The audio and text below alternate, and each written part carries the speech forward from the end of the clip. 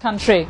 Benazir Bhutto's niece, Fatima Bhutto, has in the past been very critical of government policies here, including the policies of her aunt Benazir. She's prepared a special report for More 4 News reflecting her personal views on the country's future.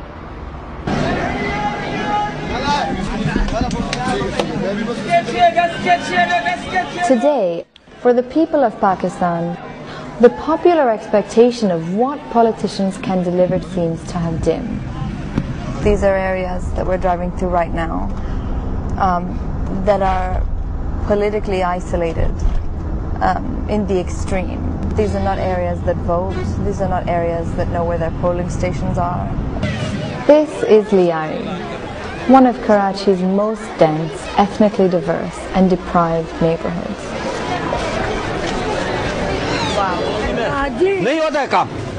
Its citizens have always displayed an enthusiasm for politics.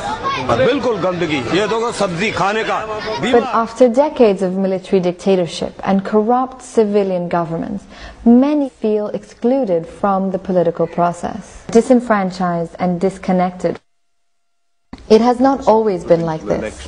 In the early 1970s, my grandfather, Zulfikar Ali Bhutto, implemented Roti Kapra or Makan, his program for the people's food, clothing and housing. The elections which had brought him to power were the very first time the people of this country voted in a government of their choice. But in 1977 he was deposed as Prime Minister by the military coup of General Zia-ul-Haq, and over the next 2 years tortured and hanged. Now, his vision lays in tatters along with the 1973 Constitution. That Constitution was crippled by General Zia.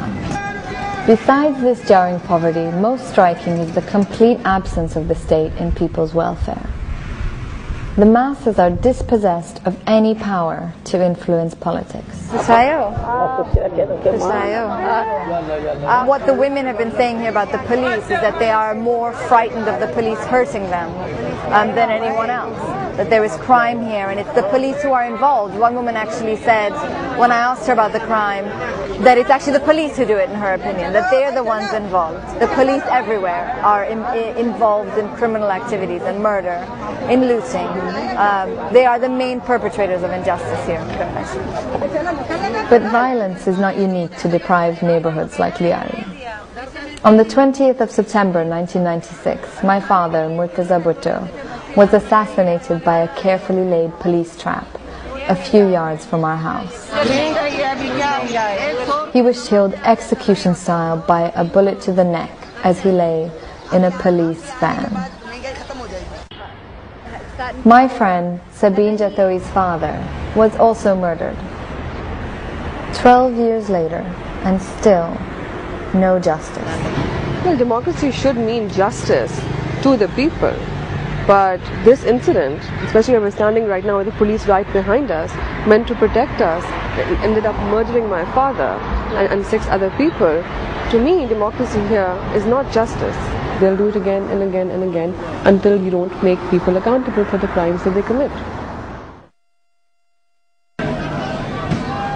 The lack of democracy is so staggering that fingers always gravitate towards the usual bogeyman, the 3 A's.